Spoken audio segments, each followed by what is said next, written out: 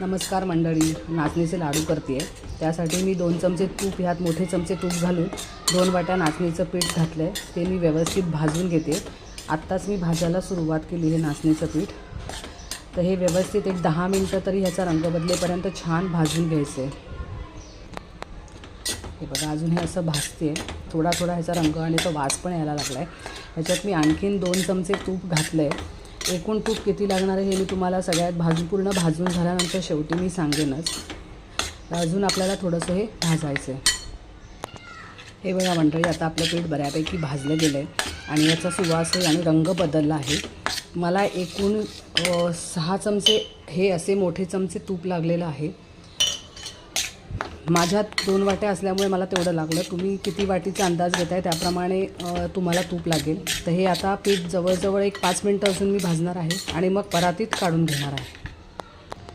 मंडळी, हे पीठ मी काढून घेतलं आहे परातीत. आता हे थोडंसं गार व्हायला ठेवलं आहे. त्यासाठी मी ही पिठी साखर क्रश करून घेतलेली आहे, ती मी घालणार आहे. आणि हे मी त्याच्यात घालण्यासाठी मिश्रण तयार केलं आहे. ह्याच्यात मी भोपळ्याच्या बिया, सूर्यफुलाच्या बिया, थोडीशी अळशी आणि थोडेसे तीळ असं करून मी हे क्रश करून घेतलेलं आहे आणि हे मी नंतर त्यात घालणार आहे. तर थोडं हे मिश्रण थंड होईपर्यंत वाट बघूया. आपलं हे पीठ आता गार झालेलं आहे. आता ह्यात मी जी पावडर केली आहे ती मिक्स करणार आहे आणि पिठी साखर थोडी घालणार आहे. पिठी साखर बघून घालायची आहे, किती गोड पाहिजे काय त्याप्रमाणे, आणि थोडीशी वेलची पूड, आणि हे छान हलवून घेणार आहे. नाचणी थंड आहे त्यामुळे गरमीत खाण्यासाठी खूप पौष्टिक आहे. तर आयर्न असल्यामुळे रक्तवाढीसाठी सुद्धा नाचणी खूप उपयुक्त असते. आणि त्यात मी जी पावडर घातली आहे त्यात बिया आहेत, सूर्यफुलाची बी, परत अळशी थोडीशी मी मिक्स केलेली आहे, कारण अळशी अशी कोणी खात नाही, काही जणांना चव आवडत नाही त्याची. त्यामुळे थोडीशी पूड करून मी ती ह्याच्यात घातली आहे. त्यानिमित्ताने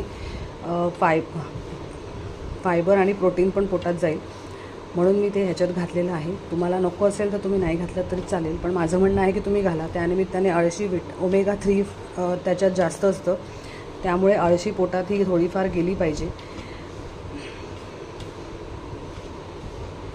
तर हे मी असं मस्त छान असं स्मॅश करून घेऊन मग त्याचे लाडू वळणार आहे. मंडळी, आपले लाडू तयार झाले, तुम्ही बघू शकता. अशा वेगवेगळ्या रेसिपीसाठी माझ्या चॅनलला लाईक करा आणि सबस्क्राईब करा. थँक्यू.